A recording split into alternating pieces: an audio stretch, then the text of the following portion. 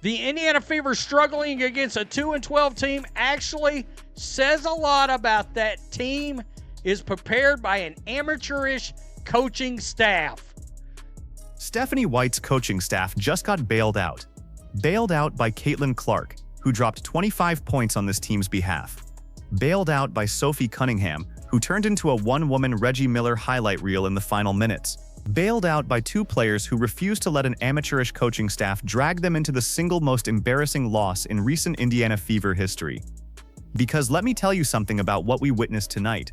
The Indiana Fever, a franchise with Caitlin Clark on its roster, a franchise with Kelsey Mitchell with Aaliyah Boston, nearly lost to the Connecticut Sun, the worst team in the league, a team sitting at 2 wins and 13 losses, a team with no superstars, no depth, and a roster that the rest of this league has already written off entirely.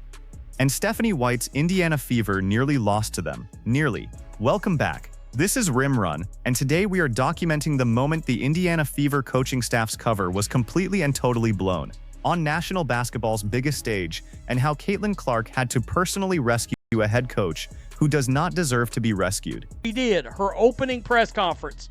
Snake oil salesman. Let me make sure every single person watching this video understands the full, brutal weight of what happened tonight. Because the box score is going to tell you Indiana won. The box score is going to show you 25 points from Caitlin Clark. It is going to show you Sophie Cunningham going 3 of 4 from three-point range. It is going to show you Kelsey Mitchell with 19 points and Aaliyah Boston with a double-double. And on the surface, if you just glance at those numbers and walk away, you might think everything is fine. You might think the Fever are rolling. You might think Stephanie White has this thing figured out. Do not walk away. Do not glance. Stay right here, because the numbers underneath those numbers tell a completely different story. And that story is this. The Indiana Fever, a team built around the most electrifying player in women's basketball right now, a team that should be absolutely bulldozing the bottom of this league, was taken to the wire neck and neck down to the final minute and 45 seconds by the Connecticut Sun. 2-13, dead last. The worst team in the WNBA. That is not a win. That is a warning. And Stephanie White is the reason that warning exists. I gotta tell you, if you're defending Stephanie White at this point, I've got to believe you are just flat. Let us start at the beginning of the night and work forward, because the evidence against Stephanie White's coaching staff is not subtle. It is not hidden. It is sitting right there on the surface, undeniable and ruthless for anyone willing to look directly at it. Caitlin Clark was 25 points, 10 of 17 from the field, 5 of 10 from three-point range. She was surgical. She was relentless. She hit a three-pointer that, and I want you to picture this, was launched from what observers described as roughly 40 feet out. 40 feet. That is not a basketball shot. That is a statement. That is Caitlin Clark telling the entire league, the entire coaching staff, the entire front office, that she is locked in and she is ready to carry this franchise on her back if she has to. And the devastating, soul-crushing reality of tonight is that she almost had to carry them to a loss anyway, because of the system she was asked to operate in. Sophie Cunningham, 4 of 5 from the field, 3 of 4 from three-point range, 11 points. Sophie Cunningham was the player who closed this game. Sophie Cunningham was the player who went full Reggie Miller in the fourth quarter. 2 massive three-pointers, back-to-back in crunch time, and dragged this Fever team across the finish line against a Connecticut Sun squad that had absolutely no business being competitive in this game. None. Zero. And here is the thing about Sophie Cunningham that the coaching staff needs to sit with tonight. This is the second consecutive season where Sophie has started warming up right around this point in the calendar and turned into a wrecking ball for weeks at a time. She did it last year. She is doing it again right now. Any coaching staff with even a basic level of preparation would have that information, would be designing plays around it, would be feeding Sophie the ball in moments exactly like the one she found herself in tonight. The fact that it took a semi-improvised crunch time takeover rather than a designed, executed offensive possession tells you everything you need to know about the level of preparation happening in that Fever film room. Kelsey Mitchell put up 19 points but shot 6 of 15 from the field. 6 of 15. That is a 40% shooting night from a player who is supposed to be one of the primary offensive weapons on this roster alongside Caitlin Clark. And Aaliyah Boston, 13 points, 5 of 13 from the field, 11 rebounds, a double-double. On paper, that sounds fine. In reality, That shooting efficiency is alarming for a player of Boston's caliber, and the way she disappeared offensively for long stretches of this game is a direct indictment of the offensive system she is being asked to operate in. 13 points on 5 of 13 is not an Aaliyah Boston problem. That is a play-calling problem. That is a spacing problem. That is a Stephanie White problem. And here is the number that crystallizes everything about tonight's coaching performance. 1. One high pick and roll between Aaliyah Boston and Caitlin Clark in the entire first quarter. 1. The most devastating two-player combination on this roster. The pairing that every opposing defense has to account for the moment they step on the floor, and the coaching staff designed exactly one play in the first 12 minutes that put those two players in a position to create from the pick and roll. 1. That is not a game plan. That is not preparation. That is a coaching staff that has not done the work. And I want every single person watching this video to remember what Stephanie White said when she arrived in Indianapolis. She stood at her opening press conference, cameras rolling, reporters in the room, the entire fan base listening, and she invoked Karl Malone and John Stockton. She said Caitlin Clark and Aaliyah Boston could be that kind of combination. She sold that vision. She put that image in the minds of Fever fans everywhere. Karl Malone and Stockton ran the pick and roll more times in a single quarter than Stephanie White ran it in an entire first quarter tonight. That is the gap between the promise and the reality. And that gap has a name. It is called a coaching failure. Don't take my word for it. Here is the verdict on what that coaching failure looks like from the outside. The Indiana Fever struggling against a 2-12 team actually says a lot about that team is prepared by an amateurish coaching staff. An amateurish coaching staff. That is the word that was used. Amateurish, not struggling, not developing, not finding their footing. Amateurish, and the brutal, unavoidable truth is that the word fits because what we watched tonight from that Fever sideline was not professional-level basketball preparation. It was a team that had to survive on individual brilliance rather than execute on a designed system against the worst team in the entire league. Let that sink in for a second. Let that word amateurish sit with you while we go deeper into exactly what that looks like on the floor. She did her opening press conference. Snake oil salesman. Let me walk you through the 4 specific ways that Stephanie White's coaching staff failed this team tonight. Because each one is its own indictment, and together they paint a picture that is absolutely impossible to defend. The first failure is tactical. The Indiana Fever held a 9-point lead in this game. 9 points.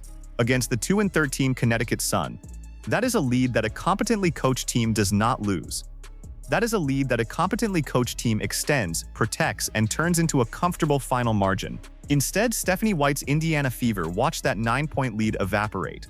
Watched the Connecticut Sun claw back into the game and pull it to a one-possession contest in the final 90 seconds. And the reason that lead evaporated is not complicated. It is not mysterious. It is not some inexplicable basketball phenomenon. It is the slow-motion, melatonin-level offensive execution that has been the signature of this coaching staff all season long. The extra pass when a wide-open look is right there. The hesitation, the ball movement that goes sideways instead of forward. The possession that burns 15 seconds of clock and ends in a contested mid-range attempt instead of the open 3 that was available 4 passes ago. This is the offense Stephanie White has installed. This is the system, and it nearly cost this team a win against the worst team in the league. The second failure is about the playbook, or rather, the absence of one. I want you to think about what it means to watch a team with Caitlin Clark, Aaliyah Boston, Kelsey Mitchell, and Sophie Cunningham on the floor together, and come away feeling like the offense has no identity, no signature action, no play that the defense has to specifically account for and game plan against. The pick and roll between Clark and Boston should be run 8, 10, 12 times a game. It should be the backbone of every offensive set. It should be the thing that every other action in the playbook is designed to complement and set up. Instead, it appears once in a first quarter and then seemingly disappears from the coaching staff's consciousness entirely. Stephanie White stood at that press conference and mentioned Karl Malone and Stockton. She invoked that partnership as the model for what she was going to build, and then she proceeded to install an offense that runs that action once per quarter on a good night. That is not a coaching philosophy. That is a broken promise. It is a deliberate erasure of the most potent weapon on this roster. The third failure is about crunch time. When this game came down to the final 2 minutes, when the Connecticut Sun had cut the lead to nothing and the Fever desperately needed a bucket, who delivered? Not a designed play, not a Stephanie White timeout set. Sophie Cunningham. improvised, instinctive. Sophie read the defense, caught the ball in rhythm, and launched back-to-back three-pointers that saved this franchise from one of the most catastrophic and embarrassing losses in recent memory. And I want to be absolutely clear about what that means. It means that in the most important possessions of the game, the coaching staff did not have the answer. The player did. The player had to solve the problem that the coaching staff created. Sophie Cunningham bailed out Stephanie White tonight. Caitlin Clark bailed out Stephanie White tonight. And the fact that it required that level of individual heroism to beat a 2-13 team is the single most damning piece of evidence against this coaching staff that you will find anywhere in tonight's box score. The fourth failure is the most infuriating of all, and it is this. The front office is watching all of this happen and doing nothing. The conversation during this game, the question that was hanging in the air the entire time, was whether a loss to the Connecticut Sun would finally be the moment that forced a change at head coach. And the brutal, soul-crushing answer to that question is no. Not with this front office. Not with the agenda that is currently operating inside that organization. The front office will look at a near loss to the worst team in the league and find a way to reframe it as evidence of parity. Evidence that the league is competitive. Evidence that Stephanie White is doing exactly what she needs to be doing. They will not look at the 9-point lead that evaporated. They will not look at the one pick and roll in the first quarter. They will not look at the fact that it took two players going completely off script to save a game that should never have been close. They will look at the final score, see a W, and do absolutely nothing. And here is what that costs Caitlin Clark specifically. Here is the part of this story that the front office does not want you to focus on. Caitlin Clark is 25 points, 10 of 17, 5 of 10 from 3. She is playing some of the best basketball of her young professional career. She has added a turnaround fadeaway post move to her game, a shot she has hit multiple times this season. That is, by any honest evaluation, filthy, genuinely filthy. She is expanding her game, adding dimensions, becoming more and more dangerous with every single week that passes. And she is doing all of this inside a system that is actively working against her. A system that asks her to make the extra pass when the open look is right there. A system that does not put her in the pick and roll with Aaliyah Boston consistently enough to make defenses pay. A system that nearly turned her 25-point performance into a loss against the worst team in the league. That is the cost. Every night that Stephanie White is the head coach of this franchise is a night that Caitlin Clark's brilliance is being wasted. And the people running this organization are choosing to let that happen. Now here is the receipt that makes the coaching staff's failure impossible to spin. Because it is one thing for me to sit here and lay out the tactical failures, the broken promises, the vanishing pick and roll. It is another thing entirely when the accusation is delivered in plain language with no ambiguity, no hedging, no diplomatic cushion. Listen to exactly what was said about the promise Stephanie White made when she walked through that door. I gotta tell you, if you're defending Stephanie White at this point, I've got to believe you are just flat. You're snake oil salesman, that is the phrase. Not an optimistic coach who hasn't found her footing yet. Not a first-year head coach navigating a learning curve.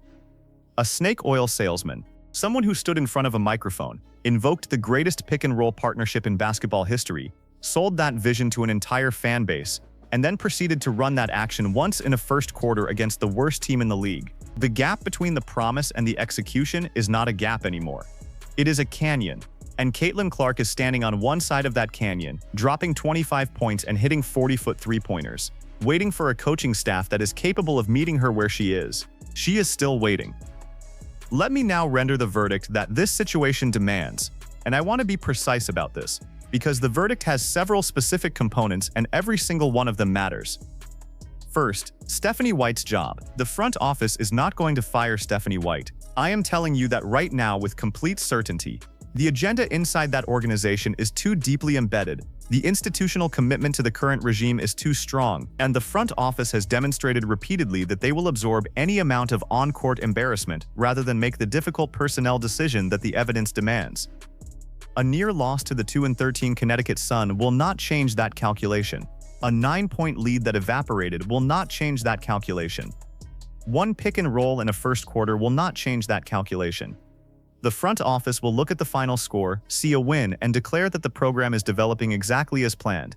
That is the reality. That is the ruthless, unavoidable reality of what Caitlin Clark is dealing with right now.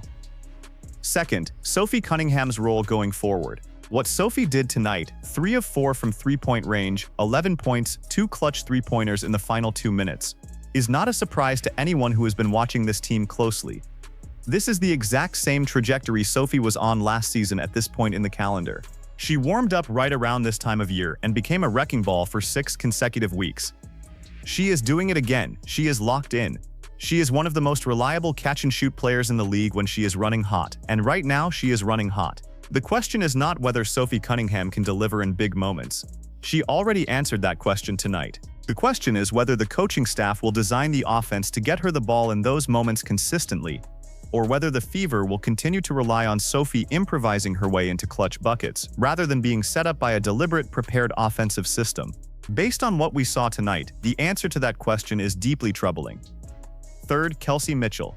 6 of 15 from the field for 19 points is a volume shooting night that masks some serious efficiency concerns. Kelsey Mitchell is too talented, too explosive, too dangerous a scorer to be shooting 40% from the field on a regular basis. And the reason she ends up in those situations, contested mid-range pull-ups, off-balance drives into traffic, is directly connected to the absence of a coherent offensive system that creates clean looks for her. When the pick and roll between Clark and Boston is being run consistently, it collapses the defense and creates open opportunities for Mitchell in transition and in the mid-range. When it is not being run, when it appears once in a first quarter and then disappears, Kelsey Mitchell is left to create everything on her own, in isolation, against a set defense that has had all the time in the world to recover and get into position. That is a coaching problem, not a Kelsey Mitchell problem. Fourth, Aaliyah Boston. 13 points, 5 of 13, 11 rebounds. The quietest double-double you will ever see from a player of her caliber. And I want to be direct about this. 5 of 13 from the field is not an Aaliyah Boston problem. Aaliyah Boston is a skilled, intelligent, fundamentally sound basketball player who is being systematically underutilized by a coaching staff that does not know how to deploy her correctly. She should be the anchor of the pick and roll. She should be the screener who forces every defense to make an impossible choice. Either stay attached to Caitlin Clark on the perimeter and give Boston a clear path to the rim, or collapse on Boston and leave Clark open for the three. That is the action that this offense should be built around. That is the action that Stephanie White promised at her opening press conference. And it is the action that appears once in a first quarter and then evaporates for the rest of the game. I want every single person watching this video to sit with that for a second. Aaliyah Boston and Caitlin Clark. The most dangerous pick-and-roll combination in the WNBA right now. One designed action in the first quarter. One, that is not a strategy. That is a waste. And now I want to play you the single most clarifying clip of this entire conversation.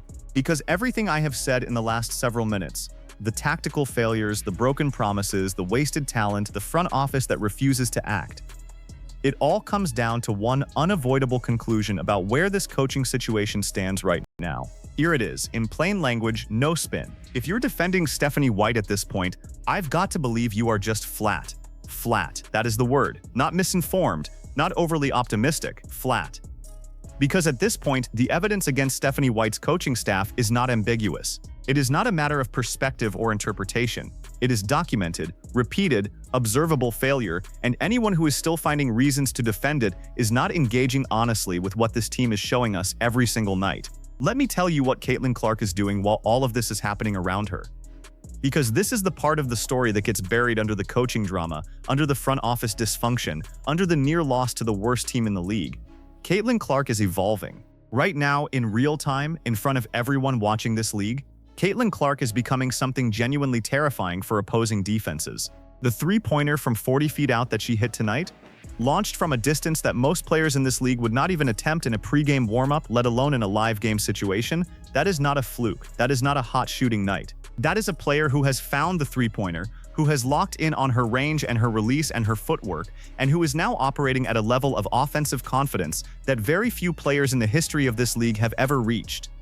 5 of 10 from three-point range tonight, 10 of 17 from the field overall, 25 points. And that turnaround fadeaway post move, the one she has added to her arsenal this season, the one she has hit multiple times in recent games, is exactly the kind of shot that separates good players from great players. It is a shot that requires footwork, balance, timing, and an absolute certainty in your own ability to create and execute in traffic. Caitlin Clark has that shot. She has it right now. And she is adding it to a game that already includes the pull-up three from 40 feet, the no-look pass to a cutter, the off-balance floater in traffic. She is building something extraordinary. and she is building it inside a system that is actively limiting her ceiling. That is the outrage. Not just that Stephanie White's coaching staff is amateurish, not just that the front office refuses to act. The outrage is that Caitlin Clark is doing everything right, everything, and the infrastructure around her is failing to keep pace. She is a 40-foot three-pointer in a system that runs one pick and roll per quarter. She is a turnaround fadeaway in a slow-motion offense that makes the extra pass when the wide-open look is right there. She is operating at a level that this coaching staff is not equipped to maximize, and the people with the power to change that are choosing not to. There is a conversation that has started, quietly, in the background, in the spaces that the mainstream basketball media has not fully engaged with yet, about what Caitlin Clark's future looks like beyond Indianapolis, about what it would mean for a franchise with real infrastructure, real organizational competence, and real commitment to building a winning system around her to have access to what she brings every single night. That conversation is not going away, it is getting louder. And every game like tonight, every near loss to a 2-13 team, every evaporated 9-point lead, every first quarter with one pick and roll makes that conversation louder. The Indiana Fever front office should understand that. They should feel the urgency of that reality pressing down on them every single day, because Caitlin Clark is not going to wait forever for this organization to get it right. Players of her caliber never do, and the moment the window closes, it closes completely. Sophie Cunningham hit 2 3-pointers in the final 2 minutes and saved this franchise from itself tonight. Caitlin Clark scored 25 points and hit a shot from 40 feet out and added a turnaround fadeaway to her repertoire and still almost lost to the worst team in the league. The coaching staff ran one pick and roll in the first quarter and called it a game plan. The front office watched all of it and decided that the win in the final box score was enough. And somewhere in all of that, in the gap between what this team is and what it could be, Caitlin Clark keeps showing up, keeps delivering, keeps elevating, keeps refusing to let the people around her drag her down to their level. That is the story of tonight. That is the story of this season. And it is a story that this league's establishment does not want you to focus on, because the moment you do, the entire narrative they have been selling you about parity, about development, about patience, collapses completely. Here is the forced choice I am leaving you with today, and I want you to answer it honestly in the comments. Not with a hot take, not with a knee-jerk reaction. Honestly, do you believe that Stephanie White has demonstrated, through her in-game decisions, her play calling, her crunch time management, her utilization of the talent on this roster, that she is the right coach to maximize Caitlin Clark's prime years in Indiana? Or do you believe that the Indiana Fever front office is protecting Stephanie White's job for reasons that have nothing to do with winning basketball games? Drop your answer below. I want to see where this community stands. If this video gave you something to think about, if it made you look at tonight's game differently than the box score alone would have, hit that subscribe button right now. Hit the notification bell so you do not miss a single video. We are here every time the Indiana Fever take the floor, every time the coaching staff makes a decision that demands accountability, every time Caitlin Clark does something extraordinary and the people around her fall short of the standard she is setting. This is Rim Run. We will see you on the next one.